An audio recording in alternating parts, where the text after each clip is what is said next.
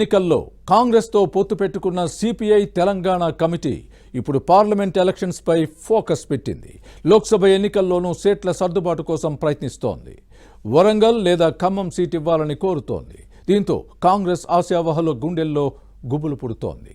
Parliament ఎన్నికల్లో Congress CPI పొత్తు ప్రతిపాదనలపై ABN inside story.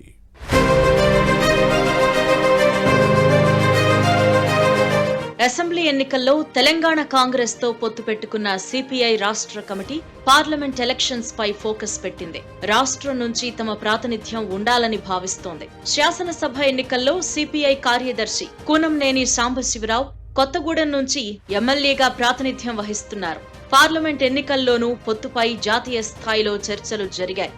AICC అధ్యక్షుడు మల్లికార్జున ఖర్గేతో సిపిఐ జాతీయ ప్రధాన కార్యదర్శి డి రాజా ఢిల్లీలో సమావేశమై సీట్ల సర్దుబాటుపై చర్చించారట.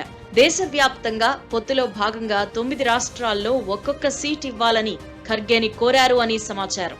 ఈ మేరకు సిపిఐ ఆశిస్తున్న పార్లమెంట్ స్థానాల జాబితాను ఖర్గేకి అందించారు అనే ప్రచారం జరుగుతోంది. ఇందులో ఆంధ్రప్రదేశ్ నుంచి అనంతపురం ఎంపీ సీటుతో పాటు తెలంగాణలోని ఖమ్మం లేదా ఎస్సీ రిజర్వ్డ్ వరంగల్ ఎంపీ స్థానాన్ని కేటాయించాలని కోరినట్టు సమాచారం. ఖమ్మం నుంచి సిపిఐ జాతీయ కార్యదర్శి నారాయణ పోటీ చేస్తారు అని, వరంగల్ కేటాయిస్తే పార్టీ సీనియర్ నేత దివంగత భగవాన్ దాస్ తనయుడు బిఆర్ లెనిన్ బరిలో దిగుతారు అని సిపిఐ నేతలు కాంగ్రెస్ అధిష్టానం దృష్టికి తీసుకువెళ్లారు అనే టాక్ నడుస్తోంది. ఏదో ఒక సీటు కేటాయించాలి అని సిపిఐ నేతలు కాంగ్రెస్ పై ఒత్తిడి తెస్తున్నారు.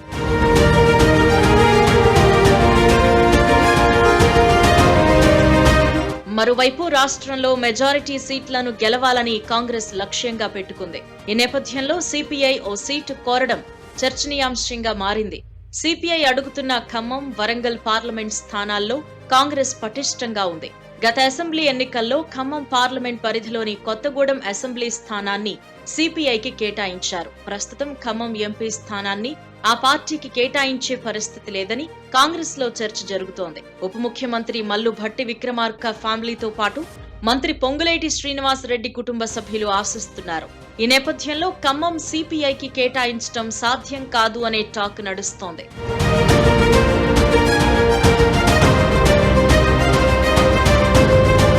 ఇక వరంగల్ స్థానం కోసం సిపిఐ గట్టిగా పట్టుబడుతోంది. 1952లో వరంగల్ పార్లమెంట్ స్థానం ఏర్పడింది. తొలిసారి జరిగిన ఎన్నికల్లో సిపిఐ అభ్యర్థిగా పోటీ చేసిన పెండ్యాల రాఘవరావు విజయం సాధించారు.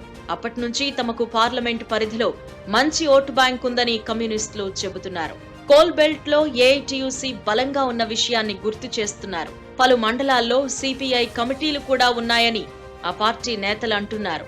సిపిఐ పూర్వ వరంగల్ జిల్లా కార్యదర్శిగా పనిచేసిన బిఆర్ భగవాన్ దాస్ కుటుంబం నుంచి ఎంపీ అభ్యర్థిగా బరిలో దిగేందుకు పార్టీ నాయకత్వం కసరత్తు చేస్తోంది. తమకు వరంగల్ సీట్ కేటాయిస్తే బిఆర్ లెనిన్ ను బరిలో దించుతామని సిపిఐ నేతలు చెబుతున్నారు.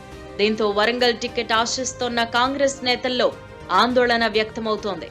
వరంగల్ టికెట్ కోసం 42 మంది దరఖాస్తులు చేసుకున్నారు.